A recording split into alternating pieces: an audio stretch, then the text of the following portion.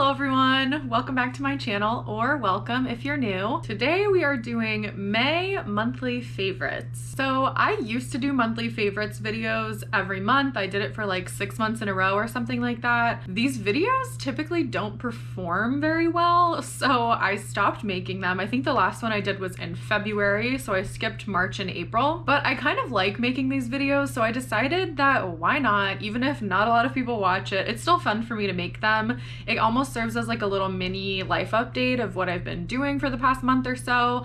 Plus I get to share fun things with you guys. So we're doing it anyway. If you like this video, please give it a thumbs up and leave a comment because that helps more people see it. But if you're here, I really appreciate you guys for watching this. None of these things are sponsored. Anything that I talk about or recommend in this video is just my true honest opinion. This channel is too small for sponsors, at least for now. Someday we will get there. But without further ado, let's just jump right into it. This is a lot of different things this month, from experiences to restaurants to things that I've bought this month. So we'll just hop right in. So first on this list is my new stick and poke tattoo.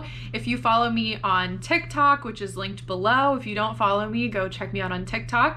But I made a TikTok video and an Instagram reel of this experience of getting a stick and poke tattoo. I have a lot of tattoos. I will link my tattoo tour video up here if you want to see all of them. But I just got my first ever stick and poke tattoo. So this was a new experience for me. It was really fun.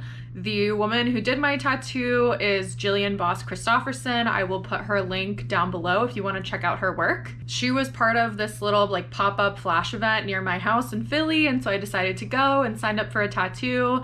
And I just picked something off the flash sheet and it turned out really cute. And it has healed really well. Honestly, looking at it, like my impression of stick and poke tattoos before I got this tattoo was that they were very like spotty, like little dots. They're usually a lot lighter than regular tattoos, like in terms of being more like a gray color than black.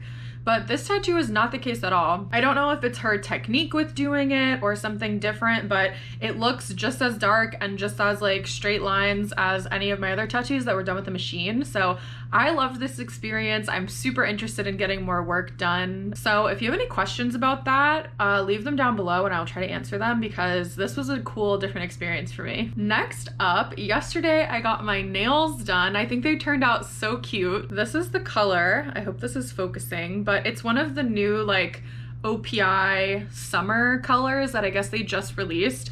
And it's kind of funny how I ended up with this color. So I went into the nail salon completely intending to get a red manicure. I haven't had red in a little while. So I was like, okay, I'll do like a cherry red, like summer bright red color. And I picked it out.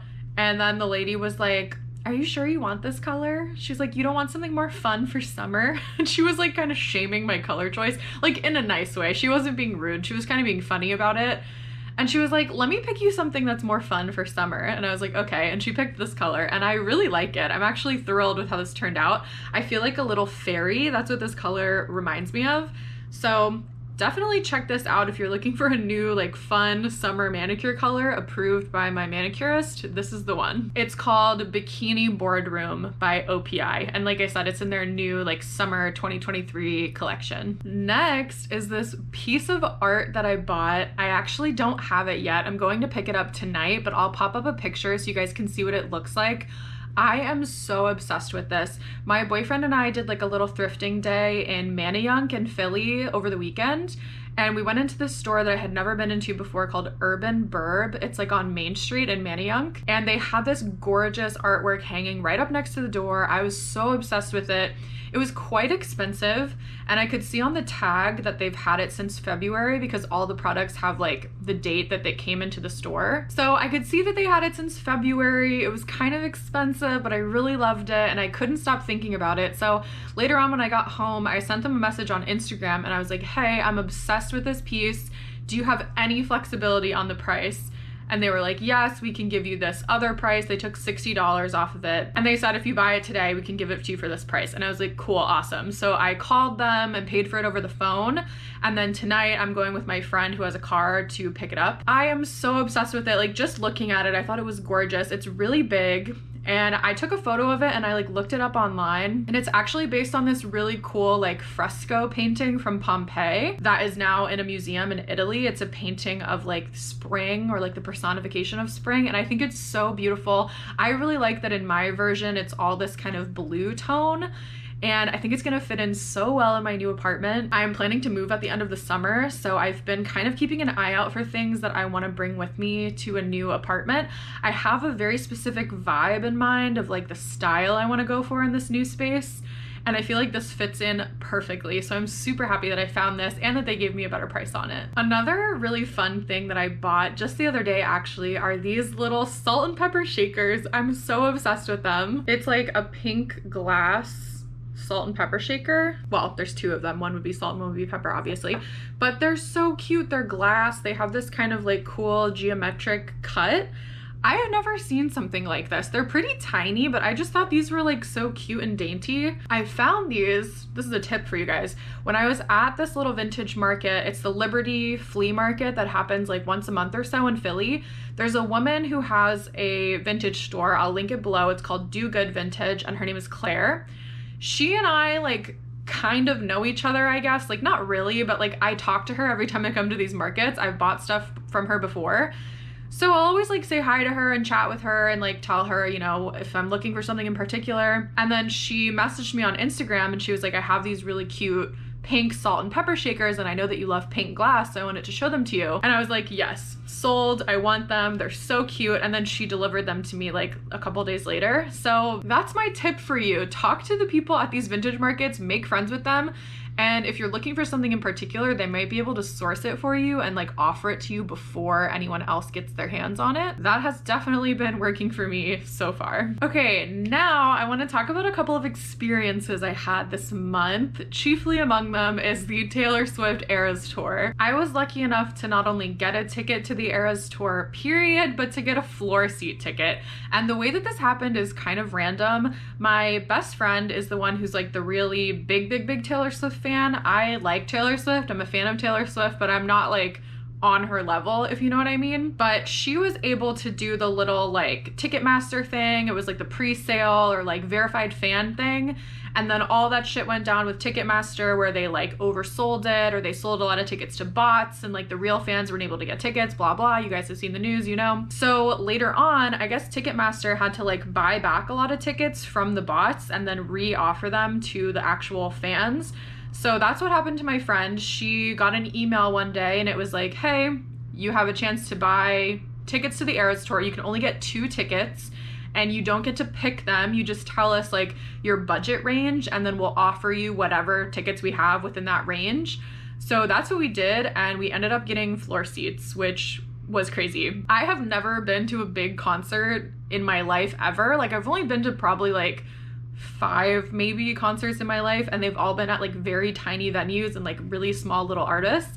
And I feel like you can't really get any bigger than Taylor Swift and this tour. This tour is absolutely insane. So I had never seen anything even remotely like this. It was kind of overwhelming, honestly, in the beginning to just be in this big stadium with so many people and like everyone is losing their mind over Taylor Swift. But I ended up having such a fun time. I got some cool photos and videos of her, which was really cool. The concert is, as you know, probably 3.5 hours long, plus the openers and everything. So I think we got there at like 6 o'clock or 6:30 or something, and we left at like after midnight. We also got to see Gracie Abrams and Phoebe Bridgers, who were the 2 openers. I did not know anything about Phoebe Bridgers before this show, and I really enjoyed watching her perform. I think she's super cool. I had wanted to make a vlog or like a video of my experience, but so much was going on that weekend, I just didn't have time. I did take a lot of photos, not so many videos, but overall, it was such a fun time. I'm really grateful that I got to go to this because wow. Another super fun thing that I got to do this month was that I had a little girls' night with 3 of my friends. There's a really cute like pop-up garden, beer garden place in Philly on South Street. It's called the PHS Pop-Up Garden. I went there last summer too, and this place is so cute. We ended up sitting in the back and we got like a bunch of pictures of like frozen cocktails, and it was super fun. My evil plan is working, which is that last year my goal was for me to make friends. Like I put a lot of effort into making new friends last year, and my goal for this year is to make all my friends be friends with each other, and it's working. So we had our little girls' night. That was really fun. And then this weekend, one of my friends from that little group is in an a cappella group, so she's performing, and like the rest of us are gonna go watch her perform. So I am extremely ready for hot girl summer, hot girl group, friend group summer. Like this is all I've ever wanted since I moved to Philly, and it's finally happening. Okay, next I went to Montreal at the beginning of the month, which was super fun. I was planning to make a lot of content from that trip, like especially short videos and like TikTok content, but I obliterated my phone accidentally. I dropped it. I don't know really what I did to it. The people that looked at it said that I damaged the motherboard somehow. I don't know. The point is, a lot of my footage from Montreal was lost. However, I do want to talk about 2 restaurants that we went to in Montreal that were like exceptional. Pretty much everything that we ate in Montreal was exceptional. There's so much good food there. But 2 of my favorite restaurants, one I have been to before, which is called o.noir. And if you have never been to this restaurant, you need to go. Like this is probably one of my favorite restaurants I have ever been to in my life. It is a dining in the dark restaurant, and it's like truly pitch black darkness. Like I know other restaurants in New York and Chicago and stuff have tried to imitate like dining in the dark experiences, but nothing, as far as I understand, is like this place where it is truly pitch black. Like you're seeing the same whether you open your eyes or close your eyes. You cannot see a thing. Something I really like about this restaurant too is that all of the servers on their staff are blind, which is amazing because the blind community is pretty badly underemployed despite them being capable of performing many different types of jobs. So they make an effort to hire blind servers to work in the restaurant, which I think is awesome. And they also do this thing that's really cool where when you come in, you're in like the entry area and it's lit, and you can see a menu. So you can look at the menu and like pick what you want to order, or you can order a surprise meal.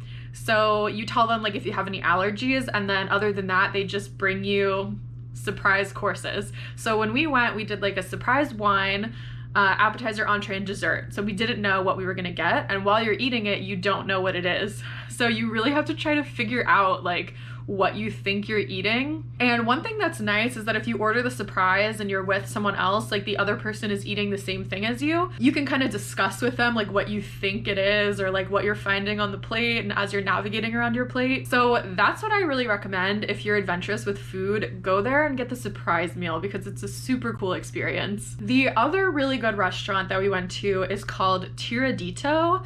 This was a Peruvian restaurant and it's small plates, so we ordered like a whole bunch of different stuff and everything was so good. The layout of this restaurant is cool too. It's kind of like all the seats are like around a bar, and then in the middle of the bar, instead of it just being like cocktails and drinks, they have that, but then they also have the kitchen in the middle of the bar, so you can watch them prepare all the plates, which was really cool. The service was excellent, all the food was excellent. There was some kind of unusual dishes and like things that I had never tried before, and the vibes were immaculate. So I highly recommend checking this place out also if you're staying in Montreal. And the last thing I'm gonna mention in this video, this was a super happy surprise. I found one of my favorite wines in Philly. So this brand or winery is called Tomasello Winery, and I think that they're located in New Jersey, I want to say. Maybe they have multiple locations, but I've only ever seen this wine before in Annapolis at this store called Annabeth's, which if you know Annapolis, you probably know Annabeth's. They're famous for like their wines under $9. They have a really good selection of wine, a favorite among St. John's students because it's very close to St. John's. But they had this Tomasello wine that was a cranberry wine, and I used to buy it for like Thanksgiving and Christmas, and it was so good. It's like one of my favorite wines ever. And then I was looking on the Tomasello website and I saw that they make all different fruit wines, and I was like, oh my god, this is amazing. I've ordered it from them online before, like I've had it shipped to me, and I've never seen it in the store anywhere else. But recently I found a couple of the wines. They don't have the cranberry one, but they have this one, which is a red raspberry moscato. And then I also bought a peach wine. They do fruit wines, like that's kind of their thing, and they're so good. But it's at Fine Wine and Good Spirits on Market Street. There's a whole bunch of Fine Wine and Good Spirits locations in Philly, so I don't know if it's at the other locations, but I found it at the one on Market Street, like near Rittenhouse. And I'm so happy that my favorite wine is back for the summer, especially because it's fruit wine. It's perfect for the summer. So I will be in there buying my wine all summer long, and I'm so happy I can get Tomasello wine in Philadelphia. So guys, that's it for me this month. Thank you so much for watching this video. Like I said, these videos don't normally perform all that well. So if you liked it, please give it a thumbs up and maybe even leave a comment. It really helps my channel out a lot. Thank you guys so much for being here, and I will see you in my next video. Bye!